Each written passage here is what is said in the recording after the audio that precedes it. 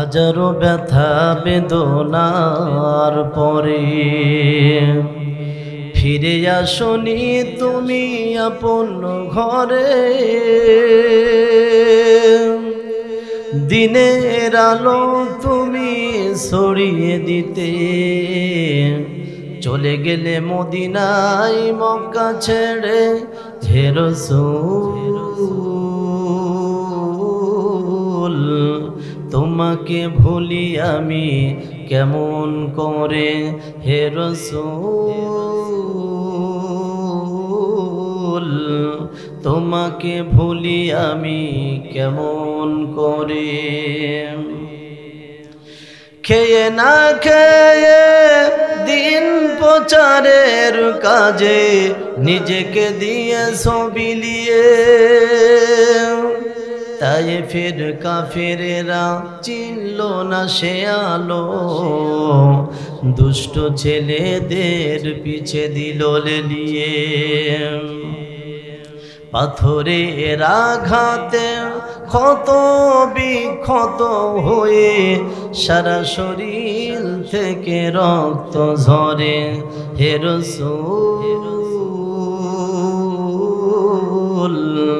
তোমাকে ভুলি আমি কেমন করে। হে রাসূল তোমাকে ভুলি আমি কেমন করে।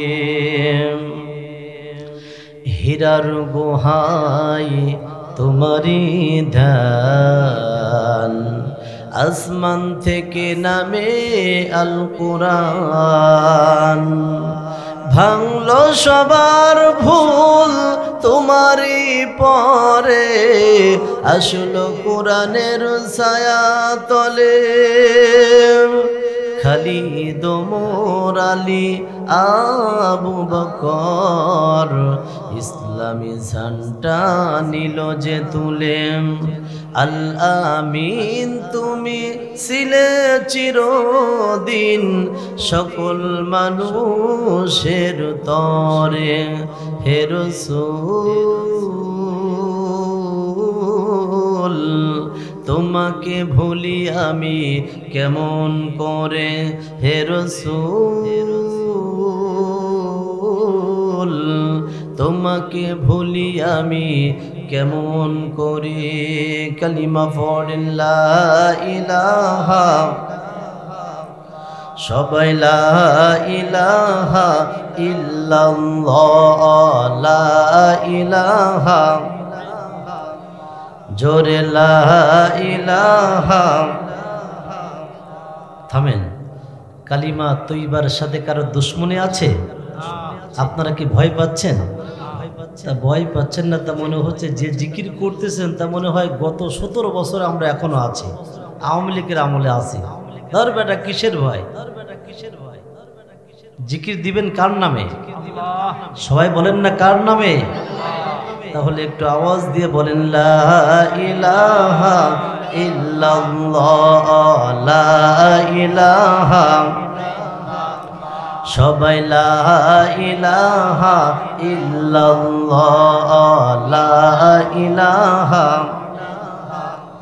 ভাইজান বহু দূরে মদিনা, ঠিক কিনা?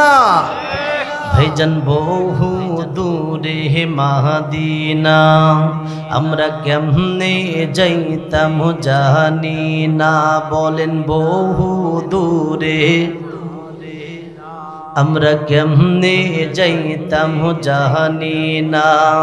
দয়াল আল্লাহ দয়া করো, বলেন না দায়ে করে পায়ের কাম। বলেন হাতে করে পায়ে করে পায়ের কাম।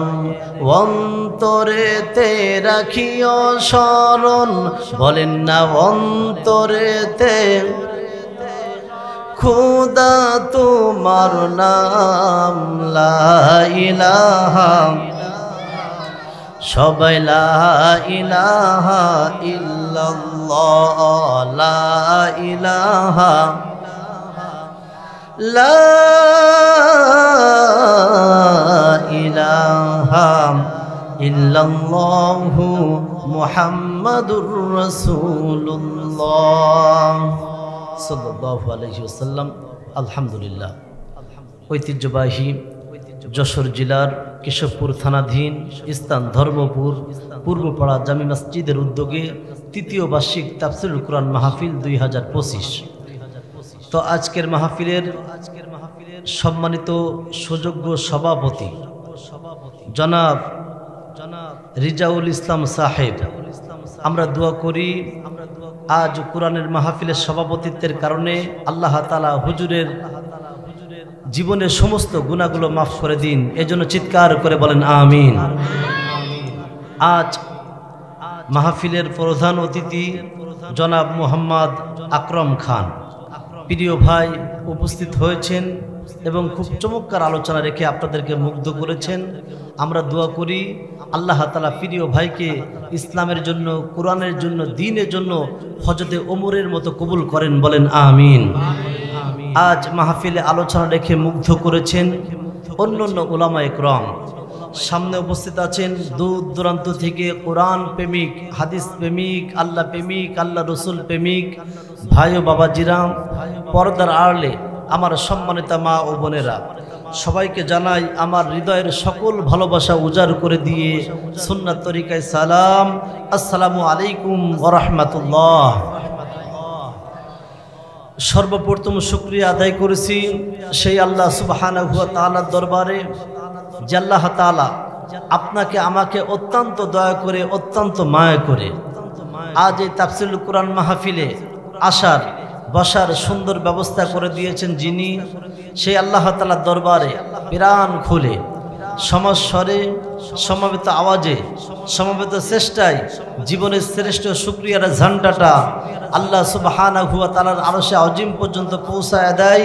এই জন্য চিৎকার করে বলেন আলহামদুলিল্লাহ। আরো একটু আওয়াজ দিয়ে বলেন আলহামদুলিল্লাহ।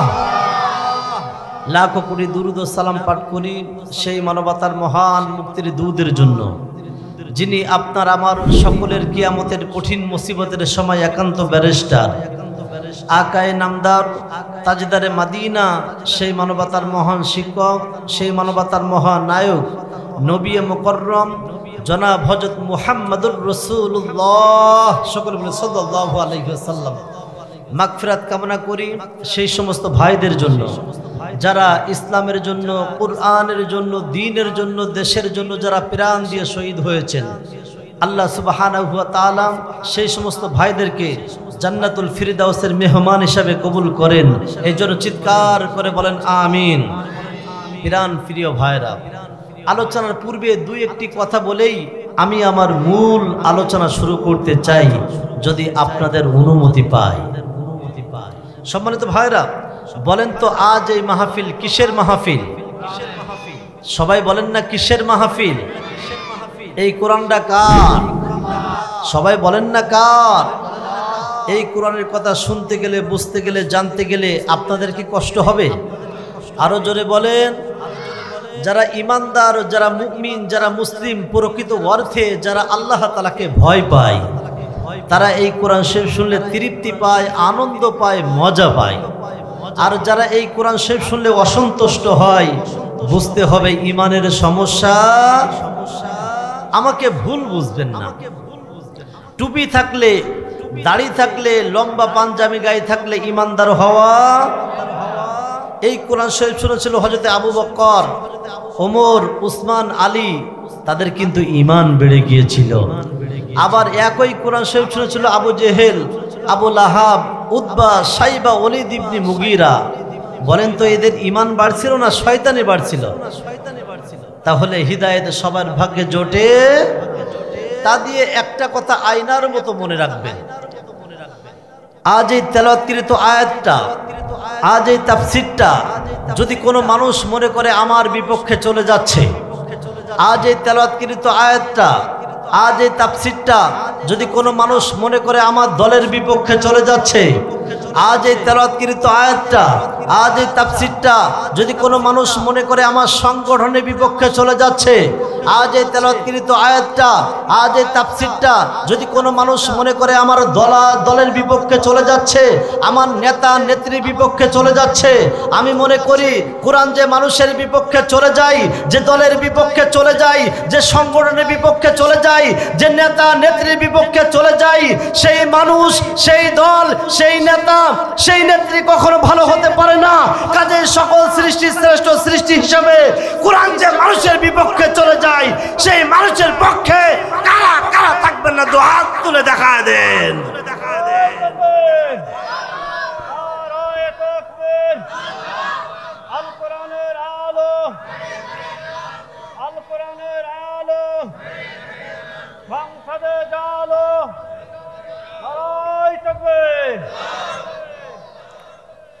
কোরআন আছে যেখানে, কোরআন নাই যেখানে আমরা।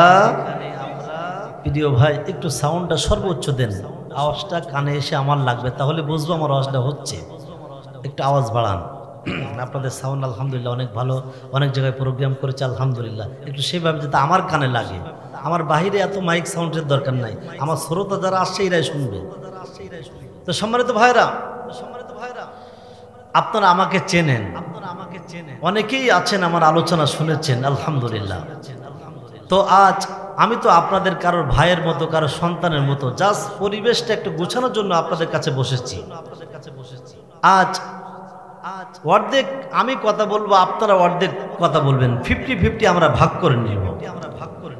সম্মানিত ভাইয়েরা, আজ সারা পৃথিবীতে অশান্তির আগুন দাও দাও করে জ্বলছে। কথা বলেন।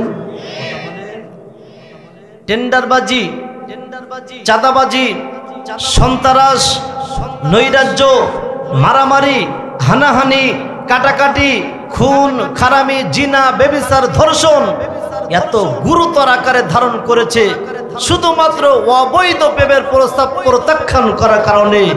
একটা জীবিত মানুষ আর একটা জীবিত মানুষকে চা পাতি দিয়ে হত্যা করা হয়। কেন আজ অশান্তি? কেন আজ অশান্তি? আমি শুরুতে ছোট্ট একটি গল্প বলে আমি আমার আলোচনা শুরু করতে চাই। সম্মানিত ভাইরা, এক দোকানদার, এক কর্মচারীর নাম ছিল ইসলাম। চিল্লায় বলেন নাম কি? এই দোকানদারের সুন্দরী রূপসী একটা মেয়ে ছিল, নাম তার শান্তি। চিল্লায় বলেন নাম কি? ইসলাম যেখানে শান্তি, ইসলাম যেখানে শান্তি। এই দোকানদারের বুঝতে বাকি রইল না যে ইসলাম আমার মেয়ের সাথে প্রেম করে, ভালোবাসা করে, মোহব্বত করে। দোকানদার ইসলামকে ডাকলো, ডাকার পর রশি দিয়ে বাঁধে আর গিরিতে গিরিতে পিটায়। শুধু তাই না, শেষ পর্যন্ত ইসলামের চাকরিটা দিল ক্যান্সেল করে। ইসলাম মনে মনে কয়, এই ডিজিটাল যুগে শুধুমাত্র প্রেম করার অপরাধে আমার চাকরিটা দিলি ক্যান্সেল করে, দ্বারা 2 দিনের ভিতরে তো শান্তিকে আমি ঘর ছাড়া করব। এখন ইসলাম চিংড়া বাজারে যে ফোনটা কানে নিয়ে বলছে, হ্যালো শান্তি তুমি কোথায়? বলে আছি তো বাড়ি। বলে তুমি যেখানে আছো খুব দ্রুত চলে আসো, আমি তোমাকে নিয়ে শান্তিতে ঘর করতে চাই। ইসলামের কথা মতো শান্তি চলে গেছে আউট অফ মার্কেট। যাওয়ার পর এই দোকানদার সারা দিন দোকানদারি করার পর যখন রাতের বেলায় বাসায় আসছে, এসে দেখে বাসার সকল আসবাবপত্র ঠিক আছে, শুধু শান্তি নাই। চিল্লায় বলেন কি নাই? সবাই বলেন কি নাই? শান্তি নাই। দোকানদারের কান্নার আওয়াজ শুনে, চিল্লানোর আওয়াজ শুনে এলাকার লোকজন সবাই ঐক্যবদ্ধভাবে চলে আসছে। কি ব্যাপার দোকানদার, তুমি কাঁদো কেন? কেন চিল্লাও? বলে আমার শান্তি নাই। এলাকার লোকজন ডাক দিয়ে বলছে, আচ্ছা শান্তি নাই বুঝলাম, তার আগে বলো তোমার দোকানের কর্মচারী ইসলাম কোথায়? বলে তাকে তো আমি পিটিয়ে করেছি বিদায়। বলে দোকানদার তুমি একটা বোকা, তোমার ইমানের খাতায় লেগেছে পোকা, এই জন্য তোমার ঘরে শান্তি দিয়েছে তোমাকে ধোঁকা। বলে কেন? বলে দোকানদার তুমি অসংখ্য জিনিসের হিসাব রাখতে পারো, এই সামান্য বিষয়ের হিসাব তুমি রাখতে পারো না? যে ঘরে শান্তি থাকে না, যে ঘরে ইসলাম থাকে না, সে ঘরে শান্তি থাকার প্রশ্নই আসে না। কথা বলেন। আজ ইসলাম আছে আমাদের টুপিতে, ইসলাম আছে দাড়িতে, ইসলাম আছে পাঞ্জাবিতে, ইসলাম আছে পাগড়িতে। যে ভূখণ্ডে কোরআনের আইন দিয়ে দেশ চালানো হয় না, ভারতের আইন দিয়ে দেশ চালানো হয়, ইহুদি নাসরা খ্রিস্টান বৌদ্ধদের আইন দিয়ে দেশ চালানো হয়, আমার তো মন বলে সে দেশে শান্তি থাকার প্রশ্নই আসে না। যদি আমরা শান্তি পেতে চাই, একটা জিনিসের নিকট আসা লাগবে। বলুন তো তার নাম কি? সবাই বলেন তার নাম কি? সম্মানিত ভাইরা, এই কোরআনের নিকট আমাদের আসতে হবে। রাজি আছেন তো ইনশাআল্লাহ? তাহলে এখন দুনিয়ার সমস্ত চিন্তা চেতনা বাদ, আমরা কোরআন শুনবো, কোরআন শুনে আমরা আমল করব, আমল করে আমরা একসাথে জান্নাতে যাব। আল্লাহ তাআলা কবুল করেন, বলেন আমিন। এখন দুনিয়ার সমস্ত চিন্তা চেতনা বাদ দেন, এখন তাফসীর হবে ইনশাআল্লাহ। খুব মনোযোগ দেন, আমার সাথে সবাই বলেন আউযু বিল্লাহি মিনাশ শাইতানির রাজীম। বিসমিল্লাহির রহমানির রহিম। ওয়া ক্বাদা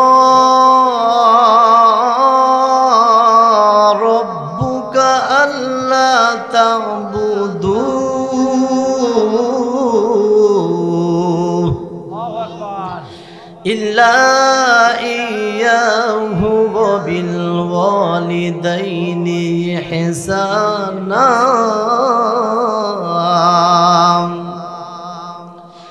ইম্মা ইয়াবলুগান্না ইনদাকাল কিবারা আহাদুহুমা আও কিলাহুমা ফালা তাকুল লাহুমা ولا تنهرهما وقل لهما قولا كريما।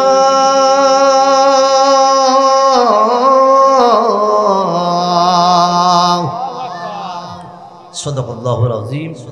বিতাড়িত শয়তান থেকে আল্লাহ তাআলার কাছে পাহানা চাচ্ছি।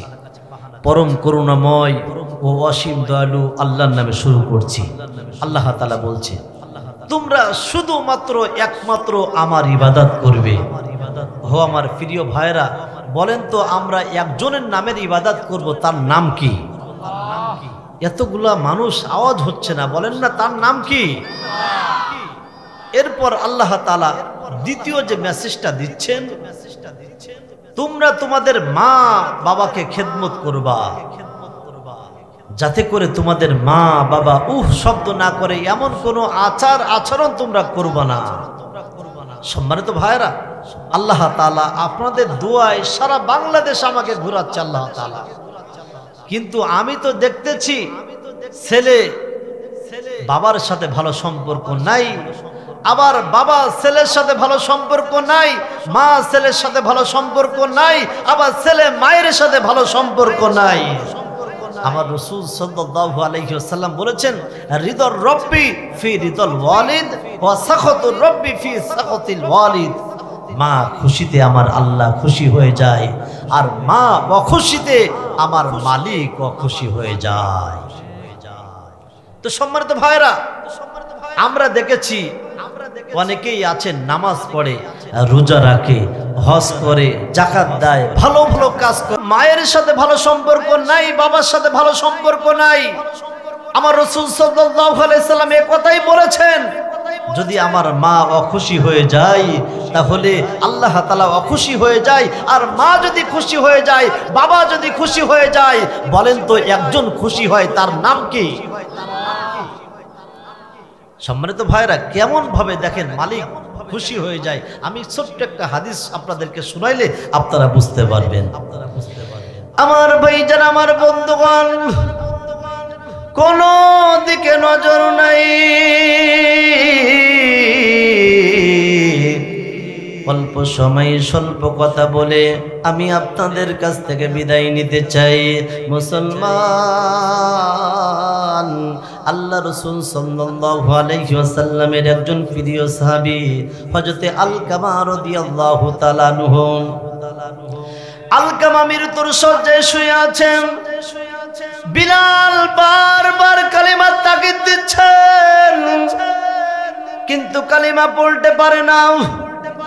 বিলাল চললেন রসুলের দরবারে, যাওয়ার পর ডাক দিয়ে বলছেন, ইয়া রাসূলুল্লাহ, ইয়া হাবিবাল্লাহ, আপনার প্রিয় সাহাবী আলকামাকে বারবার কালিমা তাগিদ দেওয়া হচ্ছে, কিন্তু কালিমা পড়তে পারে না।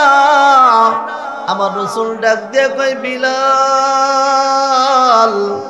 যাও যাও, আবার কালিমার তাগিদ দাও। বিলাল আবার আসলেন, কালিমার তাগিদ দেয়, কিন্তু কালিমা পড়তে পারে না। আবার বিলাল রসুলের দরবারে চললেন, ডাক দিয়ে বলছেন, ইয়া রাসূলুল্লাহ, আপনার সাহাবীকে বারবার কালিমার তাগিদ দেওয়া হচ্ছে, কিন্তু কালিমা পড়তে পারে না।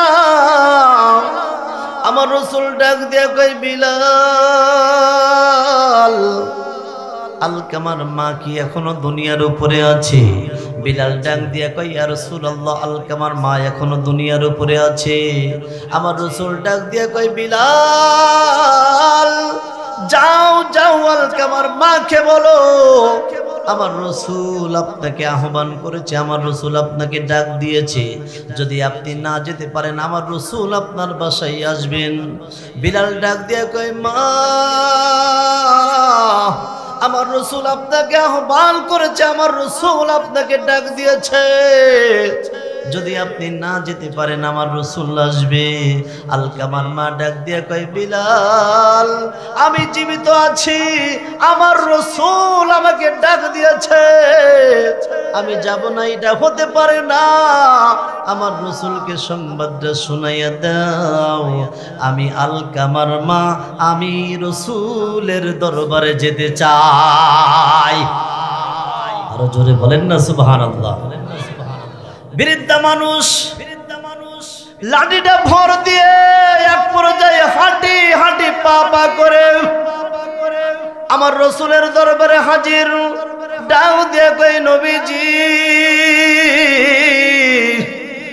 আপনি আমাকে ডাক দিয়েছেন, আহ্বান করেছেন, আমি হাজির, লাব্বাইক, আমি হাজির। আমার রসুল ডাক দিয়ে কই, আলকামার মা, আলকামা কেমন ছিল একটু জানতে চাই। আমার রসুল যখন এ কথা বলেছে, আলকামার মা ডাক দিয়ে কই, নবীজি আমার জানা মতে আলকামা জীবনে নামাজ ছাড়ে নাই, আমার জানা মতে আলকামা জীবনে রোজা ছাড়ে নাই, হজ ছাড়ে নাই, যাকাত ছাড়ে নাই। ইয়া রাসূলুল্লাহ, আলকামা অনেক ভালো মানুষ ছিল। আমার রসুল ডাক দিয়ে কই, মা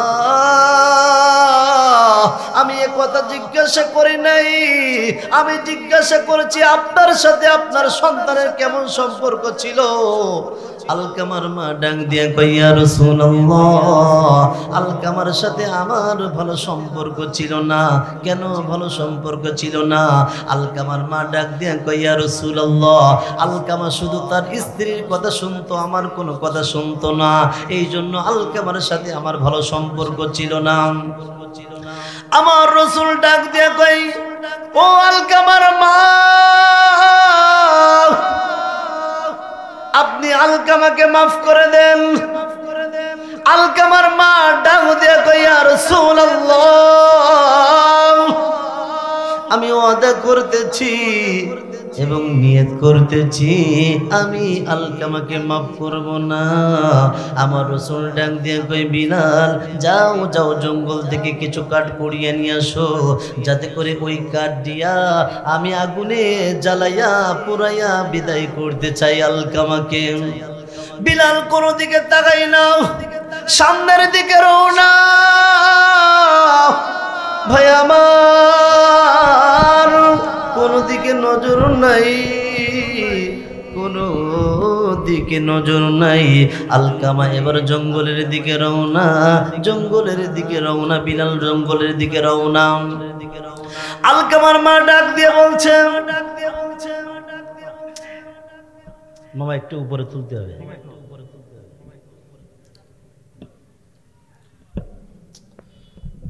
একটু উপরে তোলো। আর ওই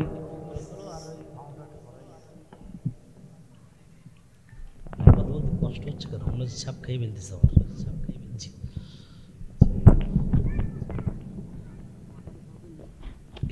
জি জি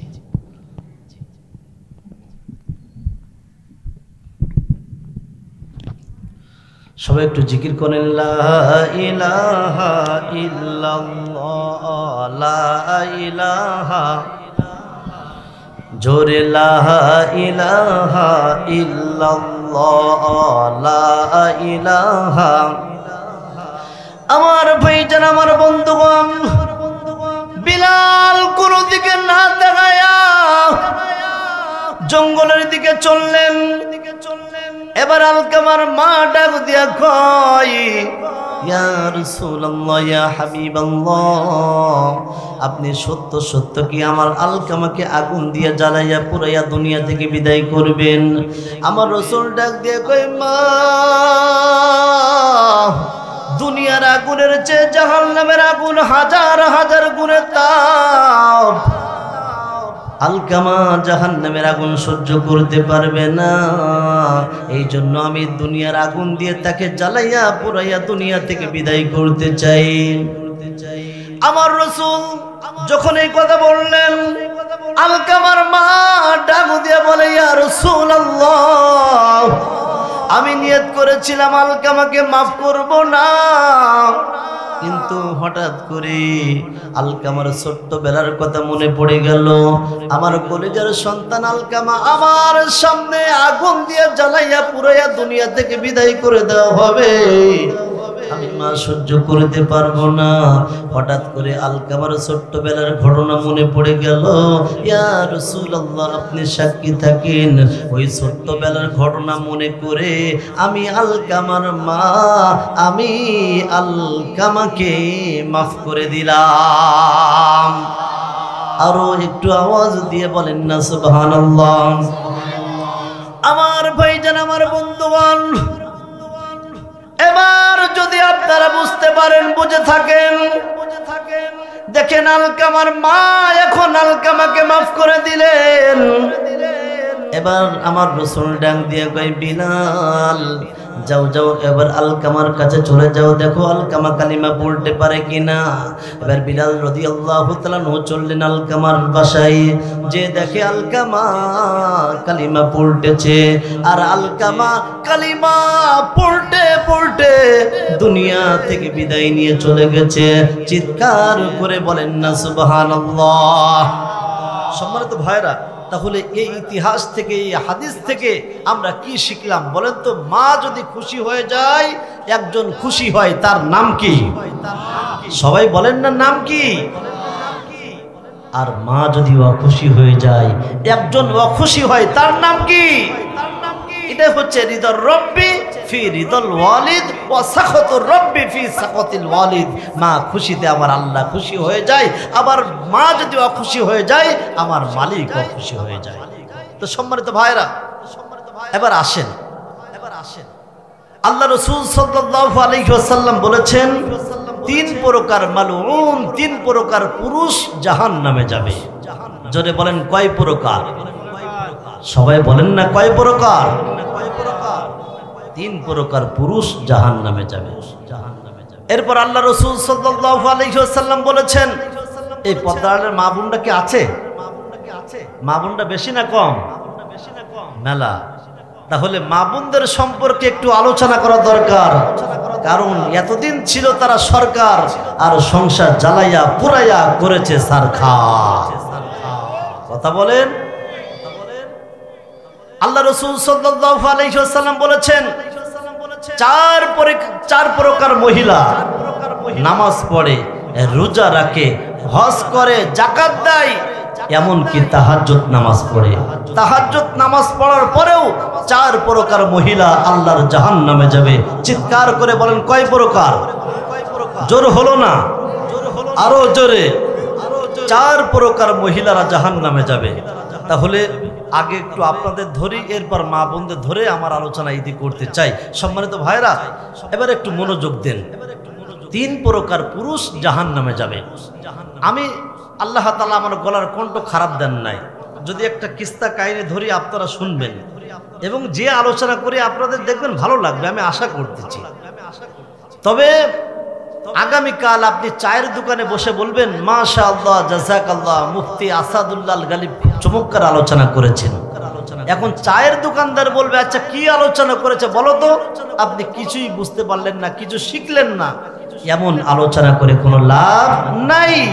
এজন্য আমি আলোচনা থেকে আপনাদের কি শিখাইতে পারলাম, যদি আপনারা শিখতে পারেন, আমল করতে পারেন, তাহলে আমারও লাভ, আপনাদেরও লাভ। না হয় একটা কিস্তা কাহিনী ধরলাম, আপনারা কিছু শিখতে পারলেন না, এতে কোনো লাভ নাই। কথা বলেন ঠিক কিনা? তবে আমি দেখতেছি আলহামদুলিল্লাহ অধিকাংশ যুবক আসছে, তো আমি সবাইকে আহ্বান করতে চাই, আমি 7টা বিষয়ের উপরে আলোচনা করব। এখন এই 7টা বিষয় যদি ধারাবাহিকতাভাবে কেউ বলতে পারে, আমার পক্ষ থেকে একটা পুরস্কার আছে, একটা গিফটের ব্যবস্থা আছে।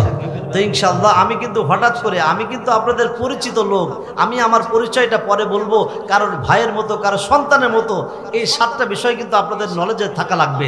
এবং আমি কিন্তু হঠাৎ করে একজনকে দাঁড় করিয়ে দিব, ভাই আমি কি আলোচনা করলাম একটু বলেন। না হয় শুধু কানের মজা নিবেন, এটা হতে পারে না। তাহলে এখন আমি আলোচনা করব 4 প্রকার পুরুষ জাহান্নামে যাবে। চিৎকার করে বলেন কয় প্রকার? 4 প্রকার না 3 প্রকার? চাচা দেখেছেন 3 প্রকার। আমি তো একটু ভুল বলবো মাঝে মধ্যে, যে আপনারা কেমন অ্যালার্ট আছেন। তাহলে পুরুষরা কয় প্রকার পুরুষ জাহান্নামে যাবে? 3 প্রকার। কয় প্রকার? আর মহিলারা কয় প্রকার মহিলারা জাহান্নামে যাবে? 4 আর 3 কত? 7 ইনশাআল্লাহ। আগান আমার ভাইজান, আমার বন্ধুগণ,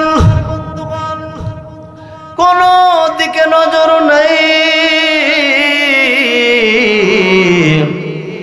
আল্লাহ রাসূল সাল্লাল্লাহু আলাইহি ওয়াসাল্লাম বলেছেন 3 প্রকার মালউন, 3 প্রকার পুরুষ জাহান্নামে যাবে। সাহাবীরা বললেন ইয়া রাসূলুল্লাহ 1 নম্বর কোন পুরুষ আমরা একটু জানতে চাই। আমার রাসূল ডাক দিয়ে কয় সাহাবীরা রে, যে পুরুষ মা বাবাকে গালাগালি দেয় ওই পুরুষ আল্লাহর জাহান্নামে যাবে। সাহাবীরা বললেন ইয়া রাসূলুল্লাহ সন্তান কিভাবে মা বাবাকে গালাগালি দেয়? আমার রাসূল ডাক দিয়ে কয় সাহাবীরা রে, যদি কোনো সন্তান অন্য মাকে গালাগালি দেয় সে যেন নিজের মাকে গালাগালি দিল। যদি কোনো সন্তান অন্য বাবাকে গালাগালি দেয় সে যেন নিজের বাবাকে গালাগালি দিল। আমার সাহাবীরা রে,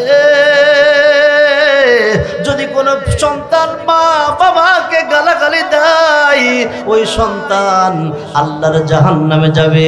চিৎকার করে বলেন কোথায় যাবে? তাহলে 1 নম্বর হচ্ছে মা বাবাকে গালাগালি দিবে, তারা জাহান্নামে যাবে। এরপরে সাহাবীরা বলছেন ইয়া রাসূলুল্লাহ 2 নম্বর মালউন হলো কারা একটু জানতে চাই। আমার রাসূল ডাক দিয়া কয় সাহাবীরা রে, যে পুরুষ মানুষ পুরুষ হওয়া সত্ত্বেও যারা নারীর সাদৃশ্যতা গ্রহণ করে এরা আল্লাহর জাহান্নামে যাবে। তাহলে ভালো করে বুঝবেন, পুরুষ হওয়া সত্ত্বেও যারা নারীর সাদৃশ্যতা গ্রহণ করে এদের ঠিকানা জাহান্নাম। চিল্লায় বলেন কোথায়? জাহান্নাম। আচ্ছা, আমাদের সমাজে তো আমার মন বলে অনেক পুরুষ আছে, পুরুষ হওয়া সত্ত্বেও নারীর সাদৃশ্যতা গ্রহণ করে। এমন পুরুষ আছে না নাই? আছে? আপনাদের অঞ্চলে তো মনে হয় নাই। আপনাদের অঞ্চলে আছে? আচ্ছা আছে। দেখেন একটু আপনাদেরকে একটু ভেঙে চুরে বোঝাই ইনশাল্লাহ, তাহলে আপনারা বুঝবেন। সম্মানিত ভাইরা দেখেন, অনেক পুরুষ আছে তারা কান ফুটায়। এমন পুরুষ আছে না নাই? অনেক পুরুষ আছে গলায় চেন দেয়, হাতে চুড়ি দেয়, এমন প্যান্ট পরে যে কোনটা মেয়ের প্যান্ট কোনটা ছেলের প্যান্ট বোঝার কোনো ক্ষমতা নাই। এমন পুরুষ আছে না নাই? এমন অবস্থা পুরুষদের আজ, প্যান্ট পরে রাস্তা দিয়ে যাচ্ছে, আরেকটা যুবক পিছন দিক দিয়ে যাচ্ছে, পিছনের যুবক মনে করে সামনে মনে হয় শাকিলা আপা যাচ্ছে, আসলে সামনে যে দেখে ও শাকিলা না, ও শাকিল খান। কি খান? ও যুবক ভাই, তোমরা তো আজ মান্নার আদর্শ নিয়ে ব্যস্ত, শাকিব খানের আদর্শ নিয়ে ব্যস্ত, শাকিল খানের আদর্শ নিয়ে ব্যস্ত। কিন্তু তুমি কি একবার ভেবে দেখেছো শাকিল খান, মান্না, সাকিব খান নিঃসন্দেহে আমাদেরকে জাহান্নামে নিতে চায়। চিল্লায় বলেন কোথায় নিতে চায়? এখন প্রশ্ন আসতে পারে, হুজুর আপনি কোরআনের কথা বললেন না, হাদিসের কথা বললেন না, এমনি এমনি বললেন সাকিব খান জাহান্নামে নিচ্ছে। ও আমার প্রিয় ভাই, আল্লাহ তাআলা সূরা লুকমানের 6 নম্বর আয়াতে বলছে, وَمِنَ النَّاسِ مَن يَشْتَرِي لَهْوَ الْحَدِيثِ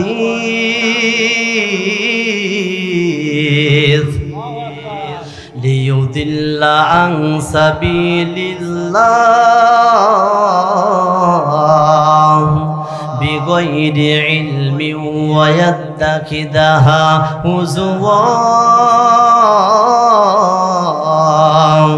أولئك لهم عذاب مهين।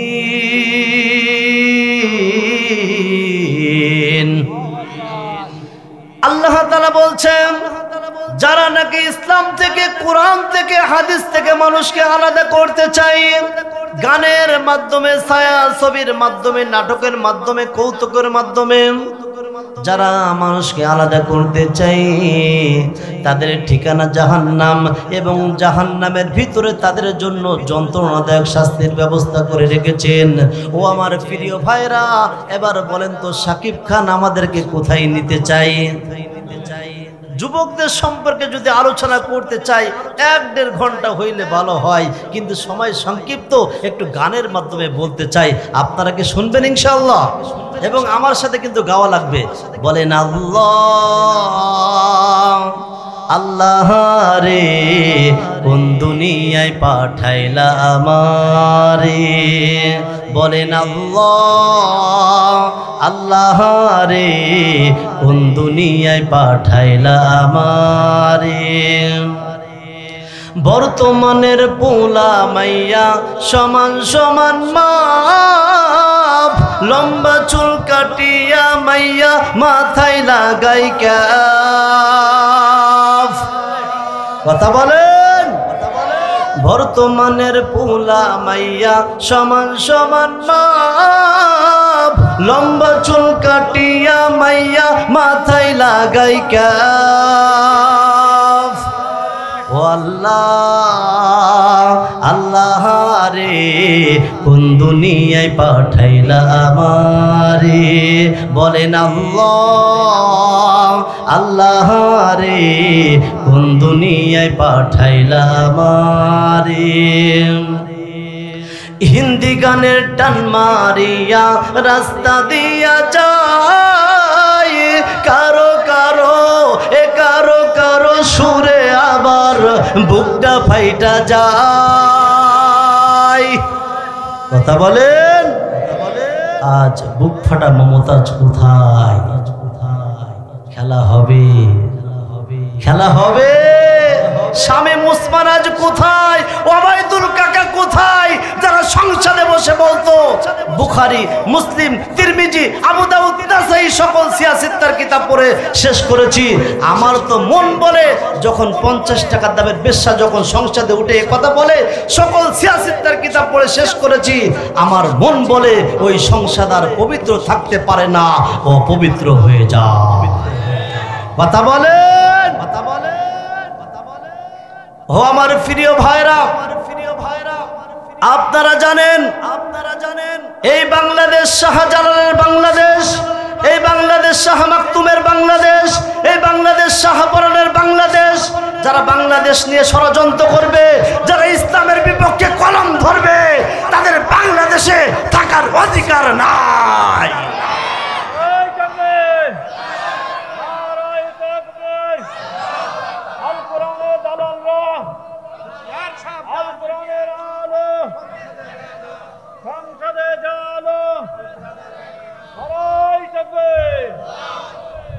বেশি লাফালাফি করো না, বেশি লাফালাফি করো না। তুমি দেখেছো না আমরা সামান্য একটু মুখ ধরে নাড়া দিয়েছি, আর তোমাদের নেত্রী মামার বাড়ি দিল্লি গিয়ে পড়েছে। আবার দেখতেছি কিছু যুবকরা লাফালাফি শুরু করে দিয়েছে। গোপালগঞ্জে লাফালাফি শুরু করে দিয়েছে, ঢাকা মিরপুরে আবার লাফালাফি শুরু করে দিয়েছে। তোমরা সতর্ক হও, যদি আবার আমরা মূল ধরে নাড়া দিই, তোমাদের নেত্রী মামার বাড়ি দিল্লি জায়গা হয়েছে, আবার যদি আমরা নাড়া দেই তোমাদের ঠিকানা দিল্লিও হবে না। কথা বলেন, কথা বলেন। তোমরা কি ভেবেছো আমাদের কোরআনের পাখি আল্লামা দেলোয়ার হোসাইন সাঈদীকে তোমরা শহীদ করেছো? কথা বলেন ঠিক কিনা? যেদিন আল্লামা দেলোয়ার হোসাইন সাঈদী যখন দুনিয়া থেকে বিদায় নিয়ে চলে যাবে, যখন পুলিশটা জিজ্ঞাসা করলো হুজুর আপনি কেমন আছেন, তখন হাতটা এইভাবে নাড়া দিয়ে বলে আলহামদুলিল্লাহ ভালো আছি। আমার তো মন বলে তামাম পৃথিবীর মানুষকে জানাইতে চাই যে আমি ভালো আছি সত্য, আমি দুনিয়ার উপরে থাকতে চেয়েছিলাম কিন্তু এরা আমাকে থাকতে দিল না। আমার তো মন বলে আলহামদুলিল্লাহ আজ যেভাবে কোরআনের মাহফিলে জনতা আসতেছে, শ্রোতা আসতেছে, আমার তো মন বলে আগামীর দেশ কোরআনের দেশ, আগামীর দেশ মসজিদ মাদ্রাসার দেশ। তোমরা মনে করেছো সাঈদীকে হত্যা করে কতল করে শহীদ করে এদেশ থেকে কোরআনের আলো নিস্তব্ধ করে দেওয়া যাবে, কোরআনের কথা আর কেউ বলবে না, তাদের কণ্ঠটা নিস্তব্ধ করে দেওয়া হবে? হয়তো কোরআনের পাখি আল্লামা সাঈদী দুনিয়া থেকে বিদায় নিয়ে চলে গেছে, কিন্তু তার উত্তরসূরি হাজার হাজার লক্ষ লক্ষ আলেম আজও বাংলাদেশে আছে না নাই? আমার ভাইজান, আমার বন্ধুগণ, হঠাৎ করে কোরআনের পাখি আল্লামা দেলোয়ার হোসাইন সাঈদী সাহেবের কথা মনে পড়লো, মনে পড়ে গেল। ভাই আমার কোনো দিকে নজর নাই, কোনো দিকে নজর নাই। আল্লামা দেলোয়ার হোসাইন সাঈদী যখন জেলখানার ভিতর, কয়েকজন কয়েদি জেলখানার ভিতর ঢুকলেন, ঢুকার পর ডাক দিয়ে কয় হুজুর আপনাকে হাসপাতালে যাওয়া লাগবে। তখন কোরআনের পাখি ডাক দিয়া কয় আমি কেন হাসপাতালে যাব? এখন কয়েদিরা ডাক দিয়া কয় হুজুর আপনি অসুস্থ, আপনাকে হাসপাতালে যাওয়া লাগবে। কোরআনের পাখি ডাক দিয়া কয় না রে না, আমি তো অসুস্থ না।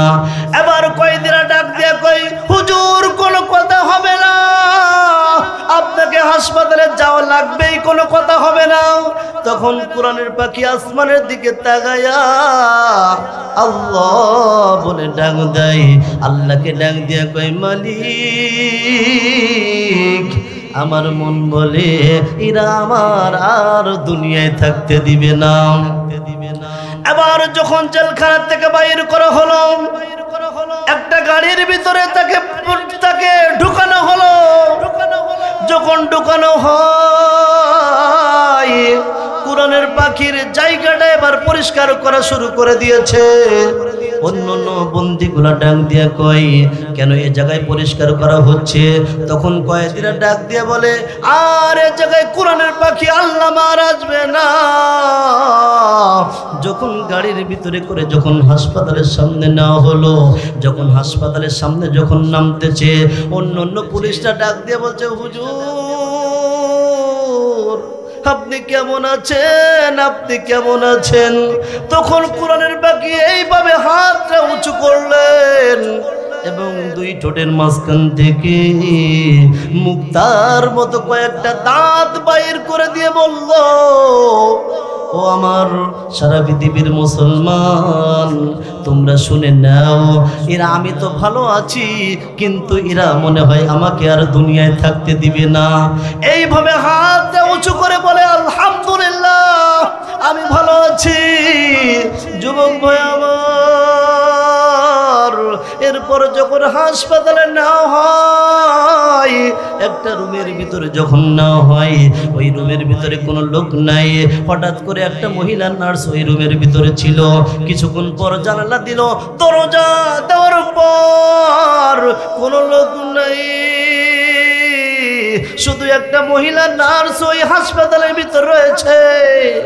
দেখে কয়েক মিনিট পর কয়েকটা ডাক্তার আসলো।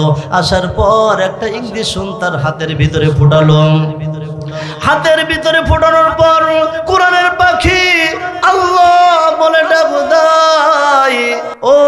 পর্বপুরের মুসলমান সবাই একটু বলেন না আল্লাহ। আবার একটু মায়াবী কণ্ঠে বলেন না আল্লাহ। আমার কেন যেন মন বলতেছে আজ আমাদের দোয়া আমার মালিক ফিরাবে না, এই জন্য আবার একটু বলেন না আল্লাহ। কোরআনের পাখি যখন আল্লাহ বলে ডাক দেয়, আমার ঘুমের ভিতরে চলে গেছে। কিছুক্ষণ পর আরেকটা ডাক্তার আসলো, আসার পর দেখে একটা বোতল থেকে সামান্য একটু বিষ নিল। ওই বোতলের ভিতরে কোনো নিম প্লেট নাই, কোনো লেখালেখি কিছু নাই। একটু যখন বিষটা নিল, এখন কিছুক্ষণ পর পাঞ্জাবিটা উঁচা করলো, আর নাভির ভিতরে একটু বিষ যখন ঢুকায় দিল, ঢুকায় দেওয়ার পর হঠাৎ করে একবার পা নাড়া দেয় আর একবার হাত নাড়া দেয়। এরপর ওই মহিলা নার্স ডাক দিয়ে বলে, কিছুক্ষণ পর দেখি আর হাত চলে না, পা চলে না, আর নিঃশ্বাস নিতে পারে না। কিছুক্ষণ পর ডাক্তাররা ঘোষণা করলো, কোরআনের পাখি আর দুনিয়ায় নাই। ও আমার প্রিয় ভাইরা, তারা মনে করেছিল কোরআনের পাখি দুনিয়া থেকে বিদায় হয়ে যাওয়ার পর আর মনে হয় বাংলাদেশে কোরআনের কথা কেউ বলতে পারবে না। প্রিয় ভাই, আমরা বলতে চাই, আমরা আগেও কোনোদিন ভয় পাই নাই, বর্তমান ভয় পাই না। এরপরেও আমরা কোরআনের কথা বলবো। যদি আমাদের স্ত্রীকে ছাড়তে হয় আমরা স্ত্রীকে ছাড়বো, যদি সন্তান ছাড়া লাগে আমরা কারা কারা ছাড়বো। দুহাত তুলে দেখা দেন।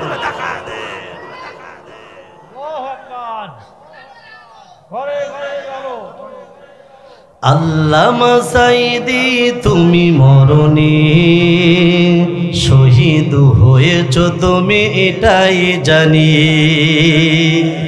কথা বলেন। আল্লামা সাইদি তুমি মরণে শহীদ হয়েছ, তুমি এটাই জানি। কারাগারে কাটালে 13টি বছর, বাতিল কেঁপেছে তোমায় দেখে থর থর।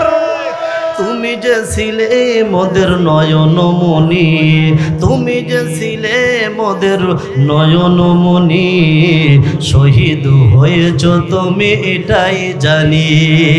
আল্লামা সাইদি তুমি মরণি শহীদ হয়েছ, তুমি এটাই জানি। কথা বলেন ঠিক কিনা? আমার ভাইজান, আমার বন্ধুগণ, কোনো দিকে নজর নাই। যেহেতু পদ্মানের মা বোনরা আসছে, তাদের সম্পর্কে একটু আলোচনা করার দরকার। ভাইজান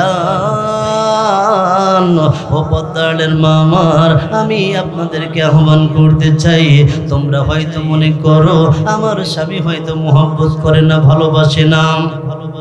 কেমন ভাবে তোমার স্বামী তোমাদেরকে মোহাব্বত করে, ভালোবাসে? দেখো না, তোমরা একটা জীবন দাও না, ফাতিমার মতো জীবন দাও। ফাতিমা রাদিয়াল্লাহু তাআলা আনহা হঠাৎ করে অসুস্থ হয়েছে, জ্বর হয়েছে। ফাতিমা ডাক দিয়ে কই, স্বামী আমি অসুস্থ, আমার মন চাই আমি একটা আনার খাইতে চাই, আমি একটা আনার খাইতে চাই। হযরত আলী রাদিয়াল্লাহু তাআলা আনহু পকেটের ভিতরে হাত দিলেন, দেখে পকেটের ভিতরে কোনো টাকা নাই, কোনো পয়সা নাই। আলী পরের বাসায় কামলা দিলেন, দেওয়ার পর কিছু টাকা হওয়ার পর বাজার থেকে একটা আনার কিনলেন। আনার কেনার পর দেখুন পথের মাঝখানে আসলো, আসার পর একটা ফকির ডাক দিয়ে কয়, আলী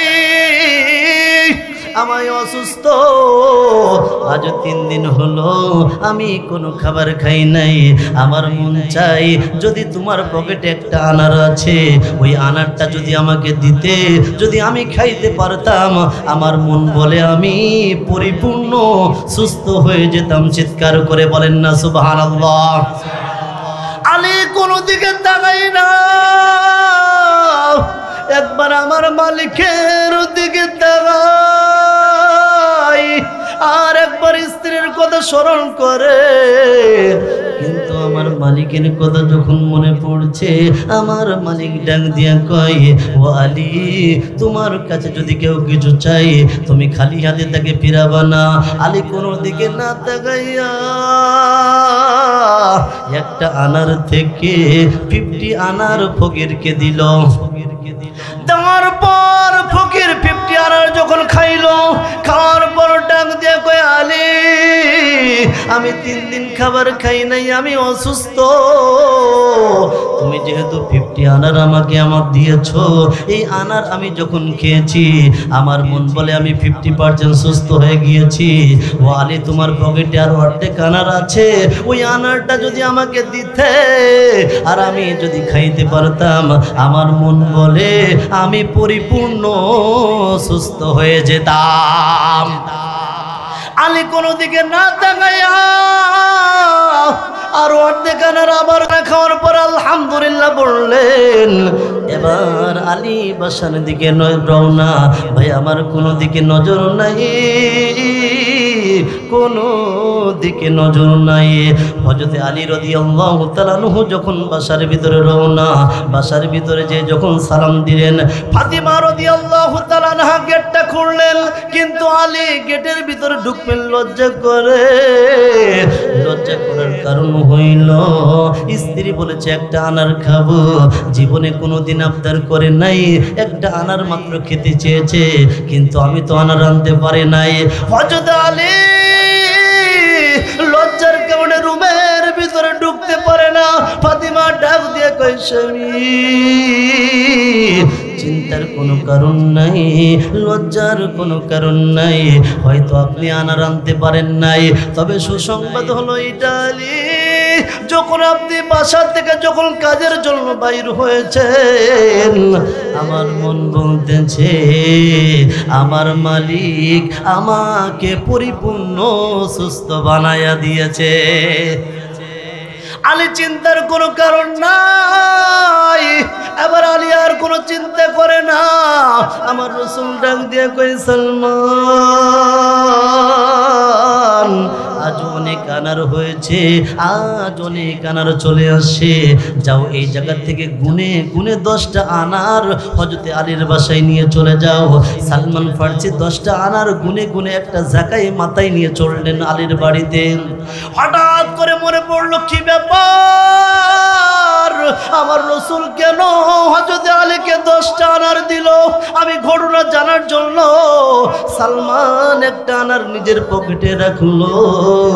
ডাকার পর আলীকে যে সালাম দিয়ে ডাক দিয়ে কয়, আলী, আমার রাসূল আপনাকে আনার পাঠিয়েছে। এবার আলী গুনা শুরু করলো, 1 2 3 4 5 6 7 8 9 পর্যন্ত যখন গুনলো, হযরত আলী ডাক দিয়ে কয়, সালমান, এটা আমার আনার না, এটা আমার আনার না। যদি আমার আল্লাহ তাআলা আমার আনার দিত, আমার রাসূল যদি আমাকে আনার দিত, তাহলে আমাকে 10টা আনার দিত। চিল্লায় বলেন না কয়টা আনার? ভাই আমার, এটা আমার কোনো কথা না। আল্লাহ তাআলা ডাক দিয়ে কয়, মান জাআ বিল হাসানাতি ফালাহু আশরু আমসালিহা। যদি কোনো ব্যক্তি আল্লাহ তাআলার রাস্তায় 1 টাকা দান করে, আমার মালিক 10 টাকা দিবে। হযরত আলী ডাক দিয়ে কয়, সালমান, যেহেতু আমার আল্লাহ নাকি আমার জন্য আনার পাঠাইছে, আমার রাসূল নাকি আমার জন্য আনার পাঠাইছে, যেহেতু 9টা আনার, আমার মন বলে সালমান তোমার ভুল হয়েছে, এটা আমার না, এটা আমার না। যদি আমার আনার হইতো তাহলে আমার রাসূল আমাকে 10টা আনার দিত। জোরে বলেন কয়টা? আরো জোরে। সালমান ডাক দিয়ে কয়, আলী, আসলে ঘটনা জানার জন্য একটা আনার আমার পকেটে রেখে দিয়েছিলাম, কেন আমার রাসূল 10টা আনার দিল, এই জন্য একটা আনার আমি পকেটের ভিতরে রেখে দিয়েছিলাম। হযরত সালমান আনারটা বাহির করে ডাক দিয়া কয়, আলী, এবার গোনা শুরু করো, 1 2 3 4 এইভাবে 10 পর্যন্ত গুনে। এবার আলী ডাক দিয়া কয়, সালমান, আমি মনে করেছিলাম তুমি ভুল করেছো, এখন দেখি ভুল করো নাই, এই আনার আমার আল্লাহ আমাকে 10টা আনার দিয়েছে। চিৎকার করে বলেন না কয়টা? তাহলে এবার কি বুঝলেন? যদি কোনো ব্যক্তি আল্লাহ তাআলার রাস্তায় 1 টাকা দান করে, বলেন তো আমার মালিক কয় টাকা দিবেন?